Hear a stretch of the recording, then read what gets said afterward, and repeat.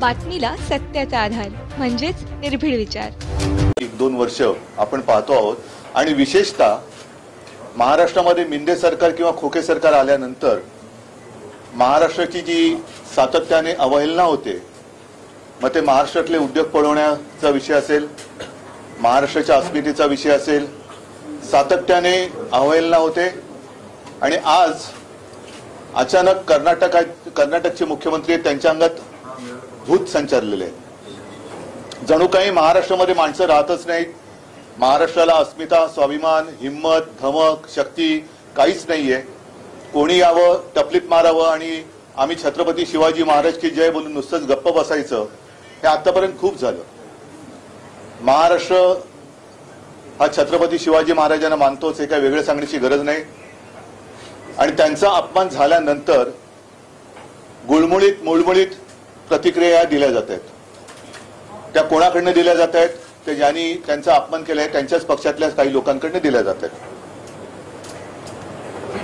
गेले काही दिवस आपण बघतो आहोत की एकूणच देशामध्ये 1-2 महत्वाच्या विषयावरती चर्चा व्हायला पाहिजे आणि ते तशी व्हायला लागलेली आहे। त्यातलाच आजचा मी तिसरा विषय मांडतोय। एक म्हणजे मी काल परवाकडे शिवाजी मंदिरच्या माझ्या छोट्याशा भाषणामध्ये बोललो होतो की आपल्या देशाचे कायदे मंत्री यांनी देशाच्या न्यायालयातील न्यायमूर्तींच्या नेमणुकींवरतीच प्रश्नचिन्ह उभं केलेलं आहे। ती पद्धत ही अपारदर्शक आहे असं त्यांचं मत आहे आणि त्या नेमणुकीचे अधिकार हे पंतप्रधानांकडे पाहिजेत असं ते म्हणालेले आहेत। दुसरी एक केस सुप्रीम कोर्टात सुरू आहे, त्याच्यात निवडणूक आयुक्तांबद्दल कोणी अपील केलेलं आहे त्याच्याबद्दल किंवा चौकशी केली त्याच्याबद्दल न्यायमूर्तींची मतं आपण वाचतो आहोत। आणि न्यायमूर्तींचं मत स्पष्टपणाने ते काल परवाकडे आलेलं आहे की या देशाला सेशन सारखा निवडणूक आयुक्त पाहिजे, की वेळ पडलीच तर अगदी पंतप्रधानांवरती जरी कारवाई करण्याची वेळ आली तरी तो मागे हटता कामा नये। आणि मग त्यांनी असं म्हटलेलं आहे, असं मी वाचतोय की निवडणूक आयुक्त नेमण्याची पद्धत सुद्धा तपासायला पाहिजे आणि गरज वाटली तर बदलायला पाहिजे। मग माझं मत आणखीन थोडं पुढचं जे तिसरा मुद्दा जो म्हणालो तो हाच आहे की आजपर्यंत आपल्या देशाला आता 75वा हा स्वातंत्र्य दिन आपण पाहिला। 75 वर्ष आपल्या स्वातंत्र्याला झाली। साधारणतः एक प्रघात आहे की ज्याचं सरकार केंद्रात असतं त्यांचीच माणसं किंवा त्यांच्याच विचारसरणीची माणसं ही देशातल्या विविध राज्यांत किंवा सगळ्या राज्यांमध्ये राज्यपाल म्हणून पाठवली जातात। या माणसांची कुवत काय असते, या माणसांची पात्रता काय असते? जरासा एक शब्द वापरतो, कोणी गैरसमज करू नये, म्हणजे खास करून ज्येष्ठ नागरिकांबद्दल मी बोलतोय की वृद्धाश्रमातही जागा नाही अशांना राज्यपाल म्हणून नेमलं जातं का? हा सुद्धा एक आता प्रश्न केंद्र सरकारला विचारायला पाहिजे। आणि राज्यपाल नियुक्तीचे सुद्धा निकष हे ठरवायला पाहिजेत असं माझं स्पष्ट आणि ठाम मत आहे। राज्यपाल हे आपल्या महामहिम राष्ट्रपतींचे दूत असतात। राष्ट्रपती हे निपक्ष असायला पाहिजेत, ते असतात। आणि त्याचप्रमाणे राज्यपाल सुद्धा हे निपक्ष असायला पाहिजेत। राज्यामध्ये जर काही पेच प्रसंग उभा राहिला तर त्याची सोडवणूक राष्ट्रपती किंवा केंद्र सरकारच्या मध्यस्थीने करण्याची जबाबदारी त्यांच्याकडे असली पाहिजे असा आपला हा एक समज आहे। मात्र ज्यांचं सरकार केंद्रात असतं त्यांच्याच विचारसरणीची माणसं ही राज्यात राज्यपाल म्हणून पाठवल्यानंतर राज्यपाल जे काही बोलतात ते मला असं वाटतं गांभीर्याने घेण्याची गरज आहे। कारण आपले राज्यपाल तुम्हाला माहिती आहेत, आता त्यांना मी राज्यपाल म्हणणं हे सोडून दिले, कारण राज्यपाल पदाचा मी नेहमी बहुमान करत आलो, तो यापुढेही करेन। पण कोणी व्यक्ती केवळ राज्यपाल पदाची झूल त्यांच्यावरती पांघरली म्हणजे लगेच त्यांनी वेडवाकडे काही बोलावं, हे मात्र मी आणि आपला महाराष्ट्र काही मान्य करेल असं मला वाटत नाही। आपल्याला सर्वांना आठवतंय की काही दिवसांपूर्वी आपण इथेच भेटलो होतो, तेव्हा या कोश्यारींनी मुंबई ठाण्यातल्या परिसरातील मराठी माणसाचा अपमान केला होता। आणि तेव्हा मी म्हटलं होतं की यांना आता कोल्हापुरी जोडा दाखवण्याची वेळ आलेली आहे। त्याच्यानंतरही हे महोदय थांबले नाहीत। त्यांनी आता छत्रपती शिवाजी महाराजांचा एक जुन्या काळातला आदर्श, त्याच्यावरती आमचे कोल्हापूरचे जिल्हा प्रमुख चांगले म्हणालेत की बाप हा बाप असतो, तो जुना आणि नवा कसा काय म्हणणार तुम्ही? त्याच्यामुळे आदर्श हा आमचा आहेच, ते आमचं दैवत आहे। हळूहळू मला असं वाटते की ही जी काही शक्कल आहे ती केवळ या राज्यपालांच्या काळी टोपीतून आलेली नाहीये। त्याच्या मागे कोण आहे, या सडक्या मेंदूच्या मागील मेंदू कोण आहे हे सुद्धा शोध घेण्याची वेळ आलेली आहे। कारण हळुवारपणाने महाराष्ट्रातल्या आदर्शांचा अपमान करायचा. सावित्रीबाई फुलेंबद्दल पण असेच बोलले होते, पण आपण तेव्हा जाऊ द्या असं होतं कधी कधी, जाऊ द्या असं होतं कधी कधी. सातत्याने अपमान करत राहायचा आणि हळुवारपणाने महाराष्ट्राच्या मनातले, महाराष्ट्राच्या रक्तात भिनलेले आदर्श पुसून टाकून मग आपली जी भाकड म्हणजे त्यांची जे काही नेते मंडळी आहेत त्यांचे आदर्श म्हणून एक प्रतिमा जनतेच्या मनात बिंबवण्याची आणि ठसवण्याची ही त्यांची जी काही सतत चाललेली वृत्ती आहे किंवा चाल आहे, हिचा आम्ही निषेध तर केलेलाच आहे. गावोगावी त्यांच्या प्रतिमेला जोडे मारलेत. कोणी तर मी असं पाहिलं त्यांचं म्हणजे एक धोतर घेऊन जाळलं वगैरे, ह्या सगळ्या गोष्टी झाल्या. आता हे महाराष्ट्राच्या अस्मितेशी खेळतायत. महाराष्ट्रातले उद्योग हे गुजरातमध्ये घेऊन गेले. महाराष्ट्राचं मंत्रिमंडळ, काल तर मी असं ऐकलं की कॅबिनेट मीटिंग, मी सुद्धा मुख्यमंत्री होतो, अपवादात्मक परिस्थितीमध्ये ही पुढे ढकलली जाते. तशी काल काय अपवादात्मक परिस्थिती होती? तर अपवादात्मक परिस्थिती की यातले बरेचशी लोक हे गुजरातमध्ये प्रचाराला गेले. म्हणजे यांना महाराष्ट्र उघड्यावर पडलाय त्याची खंत नाही, महाराष्ट्राच्या अस्मितेचा, महाराष्ट्राच्या दैवताचा अपमान होतोय त्याची खंत नाहीये, त्याची चिंता नाही. मग काहीतरी गोलमाल उत्तर द्यायचं आणि वेळ मारून न्यायची. त्यात आणखीन भर म्हणजे ज्या विचारसरणीची मी व्यक्ती म्हणालो त्याच विचारसरणीचे म्हणजे भाजपाचे प्रवक्ते, ते कोण त्रिवेदी का काय, सुधांशू, म्हणजे एकदम असं खोकल्यासारखं वाटतं सुधांशू, तर ते त्यांना एक उबळ आली आणि ते पण काहीतरी बोललेले आहेत.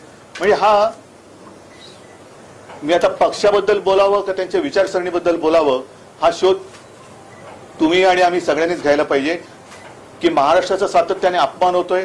त्याच्यामध्ये आता महाराष्ट्रातल्या गावांवरती कर्नाटकचे मुख्यमंत्री दावा सांगतायत. हा एक महत्वाचा मुद्दा आहे, कारण आज महाराष्ट्रामध्ये ईडी सरकार किंवा खोके सरकार किंवा मिंधे सरकार आहे. या सरकारला मुख्यमंत्री आहेत का काही कळत नाही, कारण मुख्यमंत्री कधी बोलतच नाहीत. त्यांना विचारलं तर ते सांगतील मी काळजी करू नका, पंतप्रधानांना मी सांगितलेलं आहे. पंतप्रधान म्हणाले त्यांनी 40 गावं घेतली तर घ्या, आपण पाकव्याप्त काश्मीर जिंकल्यानंतर 100 गावं आम्ही महाराष्ट्राला देऊ, असे ते कदाचित सांगू शकतील. पण त्यांच्याकडनं काही अपेक्षा नाहीच आहे. उपमुख्यमंत्री नेहमीप्रमाणे सारवासारव करतायत. पण सांगण्याचा मुद्दा काय की पक्षाचे किंवा राज्याचे मुख्यमंत्री, विशेषतः भारतीय जनता पक्षाच्या अखत्यारीतले, हे त्यांच्या वरिष्ठांच्या मर्जीशिवाय काही बोलू चालू शकतात का? आणि ते जर नसेल तर मग बोंबईच ना, बोंबई जे काय बोललेत हे त्यांच्या वरिष्ठांच्या परवानगीशिवाय बोललेत का? म्हणजेच भारतीय जनता पक्षाचा महाराष्ट्राच्या अस्मितेवरती घाला घालण्याचा प्रयत्न, महाराष्ट्राचे तुकडे पाडण्याचा प्रयत्न, महाराष्ट्राचे उद्योगधंदे इतरत्र पळून महाराष्ट्र बेकार कंगाल करण्याचा प्रयत्न हा त्यांचा पक्षाचा राष्ट्रीय कार्यक्रम आहे का? याचं उत्तर त्यांनी दिलं पाहिजे. आणि मला असं वाटतं बरेच जण, आज पवार साहेब पण बोललेत, स्वतः उदयनराजे बोललेत, संभाजीराजे पण बोलतायत, आणखीन सगळेच बोलतायत. आता वेळ आलेली आहे की जर ह्या राज्यपालांना हटवलं गेलं नाही तर या महाराष्ट्र द्रोह्यांचा विरोध तमाम महाराष्ट्र प्रेमींनी एकत्र येऊन केला पाहिजे. आणि या 2-4 दिवसामध्ये आपण वाट बघूया. मी तमाम महाराष्ट्र प्रेमींना आवाहन म्हणजे विनंती करतो आहे की हे असंच चालत राहिलं तर आपल्या डोळ्यात देखत आपल्या या शूरवीर म्हटल्या जाणाऱ्या राज्याची ही अब्रू किंवा अब्रूची लक्तरं ही वेशीवरती ही टांगतायत आणि ती आपल्याला नुसतं बघत बसावी लागतील. म्हणून आपण आत्ताच वेळ आहे सगळ्यांनी एकत्र येऊन एक खणखणीत आणि दणदणीत इंगा या महाराष्ट्र द्रोह्यांना हा दाखवलाच पाहिजे. मग त्याला महाराष्ट्र बंद करायचंय, मोर्चा काढायचाय, काय करायचंय ते या सगळे जे महाराष्ट्र प्रेमी आहेत, मग मी पक्ष वगैरे बाजूला ठेवून सगळ्यांना आवाहन करतोय. अगदी भारतीय जनता पक्षातले महाराष्ट्र प्रेमी लोक जरी सोबत आले तरी त्यांना सुद्धा मी आमंत्रण देतोय की तुम्ही या. कारण पक्षीय राजकारणात जर आपली अस्मिता आणि राज्य चिरडलं जाणार असेल तर मग आपण मात्र छत्रपतींचं नाव घ्यायला नालायक आहोत. म्हणून या 2-4 दिवसामध्ये या सगळ्यांना मी बोलवतोय, सगळ्यांनी एकत्र यावं. आणि केंद्राला सुद्धा सांगतोय की हे चाळे आता बस झाले. आपण इकडे जे सॅम्पल पाठवलेले आहे त्या सॅम्पलला परत त्याच्या घरी पाठवा. दुसरीकडे कुठे अधिक चांगला वृद्धाश्रम असेल तर तिकडे पाठवा, पण आमच्याकडे सॅम्पल नको, याला परत घेऊन जा. नाहीतर आम्हाला काही ना काहीतरी म्हणतोय याचा अर्थ जेव्हा काही करू तेव्हा लक्षात येईल, पण आंदोलन केल्याशिवाय आम्हाला स्वस्थ बसता येणार नाही. म्हणून परत एकदा या गोष्टीचा नुसता निषेध असो किंवा हे स्लिप ऑफ टंग असं नाहीये. ही स्लिप ऑफ टंग एकदाच होऊ शकते, सारखी होऊ शकत नाही. आणि मी जी तुम्हाला आता काही 2-3 गोष्टी सांगितल्या त्याचा जर का विचार केला तर मला असं वाटतं की हीच वेळ आहे, आत्ताच वेळ आहे कारण आता ही वेळ जर का गेली तर आपल्या महाराष्ट्र यांनीच जाहिरात केली होती ना कुठे नेऊन ठेवलाय महाराष्ट्र माझा, तर हे महाराष्ट्र आपला कुठे नेऊन ठेवतील याचा आपल्याला अंदाज सुद्धा लागणार नाही. म्हणून परत एकदा सगळ्यांना जे महाराष्ट्र प्रेमी आणि या महाराष्ट्र द्रोह्यांचे जे विरोधक आहेत, कारण महाराष्ट्रातील विरोधी पक्ष असं मी मानत नाही, महाराष्ट्र विरोध्यांचा विरोधी जो कोणी आहे, महाराष्ट्र प्रेमी जे आहेत त्यांना सगळ्यांना एकत्र येण्याचं मी एक आवाहन करतोय आणि त्याची वाट बघतोय. नाही तर शिवसेनेला जे पाहिजे ते करणारच आहे. जर सगळे पक्ष एकत्र येऊन माझं मत आहे की काहीतरी एक मोठं महाराष्ट्रात राज्यव्यापी असं काहीतरी आपल्याला केलं पाहिजे. म्हणजे दंगा फसाद नव्हे तर एक शांततापूर्ण महाराष्ट्र बंद असेल किंवा आणखीन काही असेल की जेणेकरून केंद्र सरकारला पण कळलं पाहिजे की महाराष्ट्र हा लेच्यापेचांचा प्रदेश नाहीये. सगळ्यांना एकत्रित करण्यासाठी तुम्ही पुढाकार घेणार आहात त्या संदर्भात? मी आता तुम्हाला त्याचसाठी बोलवलेलं आहे की तुमच्या माध्यमातून जे जे महाराष्ट्र प्रेमी आहेत आणि त्याच्यात मी तुमचा प्रश्न माझ्या लक्षात आला म्हणून मी म्हणले की भाजपमध्ये सुद्धा महाराष्ट्र प्रेमी असं काही नाहीये की भाजपमध्ये महाराष्ट्र प्रेमी नाहीयेत. भाजपमध्ये सुद्धा काही महाराष्ट्र प्रेमी जरूर आहेत.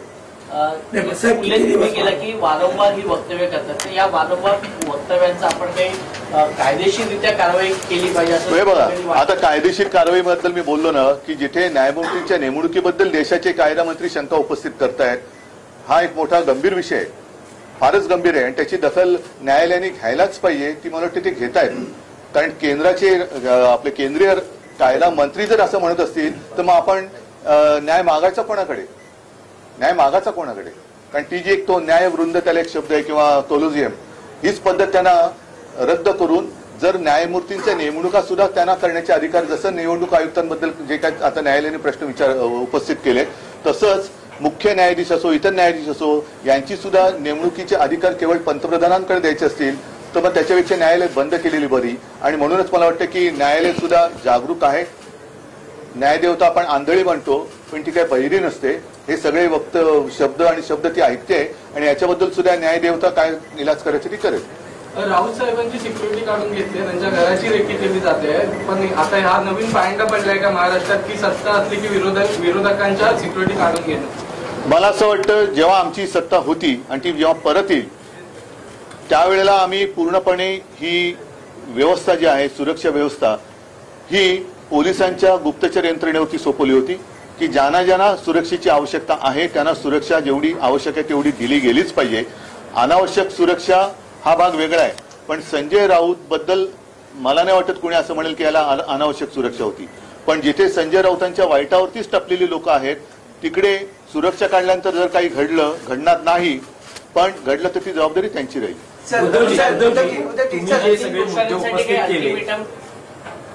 तुम्ही सगळे जे मुद्दे उपस्थित केले आणि महाराष्ट्र बंदची तुम्ही त्या दृष्टीनं भूमिकाही व्यक्त करताना दिसतात, पण भाजपचे नेते आणखी एक मुद्दा या निमित्तानं उपस्थित करत आहेत की राहुल गांधी महाराष्ट्रात येतात, सावरकरांच्या बाबतीत बोलतात आणि उद्धवजी फक्त आपण त्यांच्या विधानाशी सहमत नाही इतकीच भूमिका मांडतात. शिवसेना पण छत्रपतींचा अपमान करणाऱ्यांनी आम्हाला सावरकरांचं महत्व पटवून देण्याचा प्रयत्न करू नये.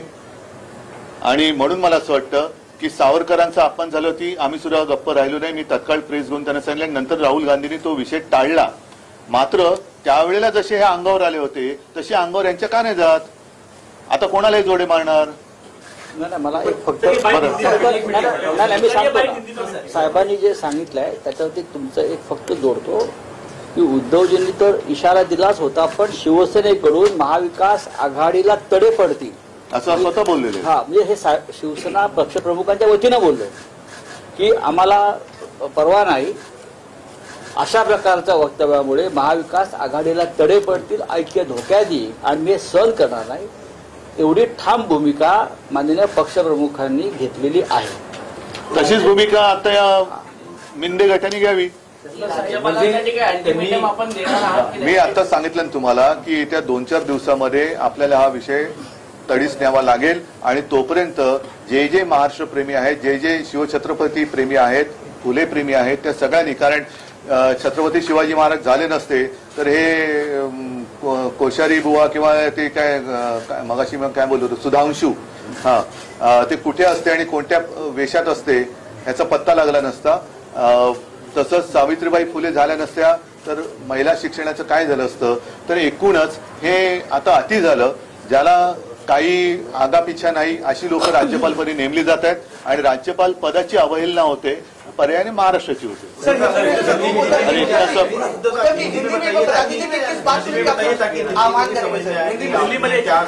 छत्रपति शिवाजी महाराज को लेकर. और नहीं, मैंने जैसे अभी अभी कहा कि पिछले कुछ दिनों में हम लगातार ये देख रहे हैं कि महाराष्ट्र का अपमान होते जा रहा है. एक तो जब से ये मिंदे सरकार महाराष्ट्र में आई है उसके बाद लगातार सिलसिला जारी है कि महाराष्ट्र से एक एक करके उद्योग बाहर जा रहे हैं. उद्योग बाहर जा रहे हैं, इसमें कमी पड़ रही है. इसलिए हमारे जो राज्यपाल महोदय, मैं उनको राज्यपाल महोदय नहीं कहूंगा आपसे, क्योंकि राज्यपाल पद का आदर करना चाहिए और जिसका आदर मैं करता हूं, लेकिन इस व्यक्ति कोश्यारी बार बार महाराष्ट्र के खिलाफ या महाराष्ट्र का अपमान करते जा रही है. कुछ दिनों पहले उन्होंने हमारे सावित्रीबाई फुले के बारे में कुछ गलत कहा.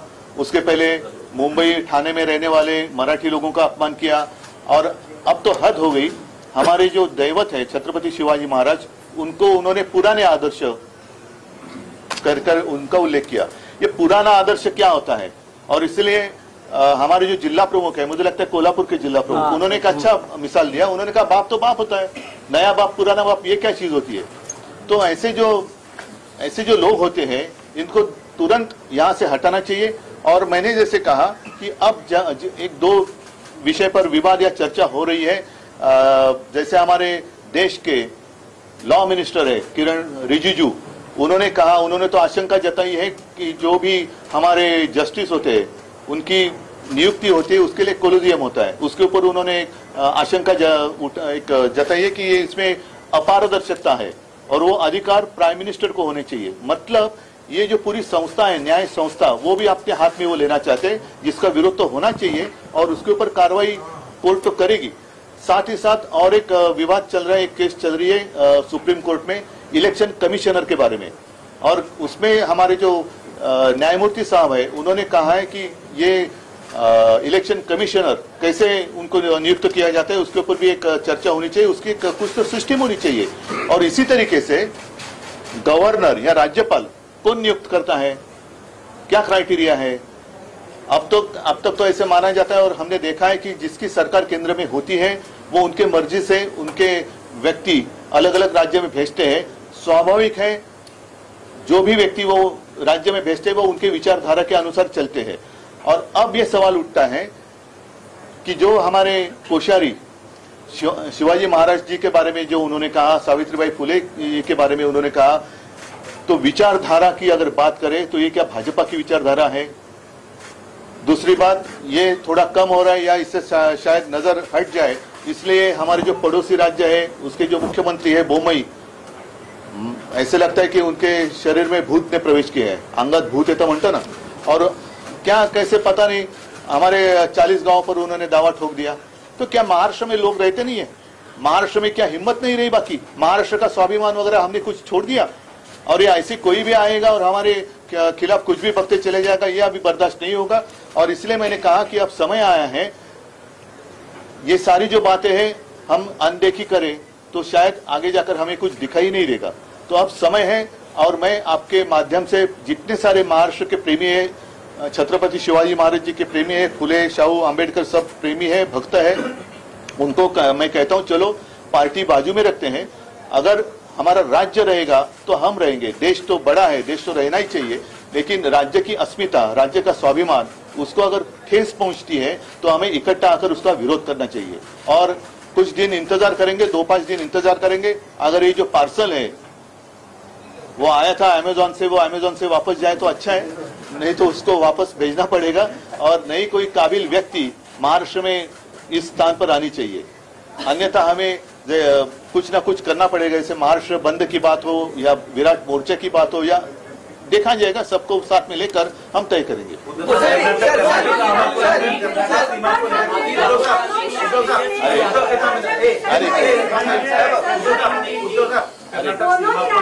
कर्नाटक सीमा को लेकर लगातार अरे एक मिनट ऐका ना, उससे लेकर अक्कलकोट भी मांग रहे हैं, जबकि कुछ गांव मांग रहे हैं. अब केंद्र में और एक मिनट दोहराइए को लेकर वहाँ के मुख्यमंत्री लगातार बयान दे रहे हैं.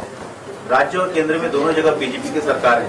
नहीं, राज्य भी भाजपा की ही सरकार है। अरे एक करके पूछिए ना। हाँ, इस पूरे मामले को लेकर आप कैसे इसको देखते हो? नहीं, मैंने कहा ना कि हमारे यहाँ तो मुख्यमंत्री पहचान कौन जैसे मुख्यमंत्री कौन, और लगातार ये उप मुख्यमंत्री कुछ बातें करते जा रहे हैं। मुख्यमंत्री को तो हिम्मत नहीं है इसके खिलाफ कुछ बात करने की। स्वाभाविक है, ऊपर वाले की मर्जी, जो ऊपर वाले कहेंगे उनको वहां जैसे बोलना पड़ता है। तो जो कर्नाटक के मुख्यमंत्री भारतीय जनता पक्ष के हैं, उन्होंने जो अचानक बात छेड़ी है, क्या उसको ऊपर से आशीर्वाद है या ये केंद्र की मानसिकता है, ये भी स्पष्ट होना चाहिए। और ये विरोध करेंगे, हम जाने नहीं देंगे, ये फिजूल की बातें हैं। अब स्वयं मतलब अपने राज्य के बहुत सारे मंत्री तो गए गुजरात में प्रचार के लिए, ऐसे मैंने पढ़ा। आपने कहा कि जैसे अपनी भूमिका ली थी वीर सावरकर जी के मामले में, आपने जैसी भूमिका ली थी वीर सावरकर जी के अपमान के मामले में कि हम यूपीए से मतलब महाविकास आघाड़ी से बाहर पड़ेंगे, हमने स्पष्ट किया था। तो ये सरकार नहीं, ये तो देखो, हम ये क्यों कह सकते हैं, ये इनको वहां कुर्सी को चिपक के बैठना है, ये लाचार है। ये छत्रपति शिवाजी महाराज का महाराष्ट्र है और उस महाराष्ट्र के हम मुख्यमंत्री हैं, ये भावना उनके मन में नहीं है। हम मुख्यमंत्री, हम मतलब वो बने वो ऊपर वाले की मेहरबानी से, दिल्ली वाले की। तो दिल्ली के खिलाफ क्या कहेंगे? क्या वो कुर्सी छोड़ सकते हैं? हिम्मत है उतनी? और ऐसे महाराष्ट्र के अपमान सहना, क्या ये बाला साहब का हिंदुत्व है?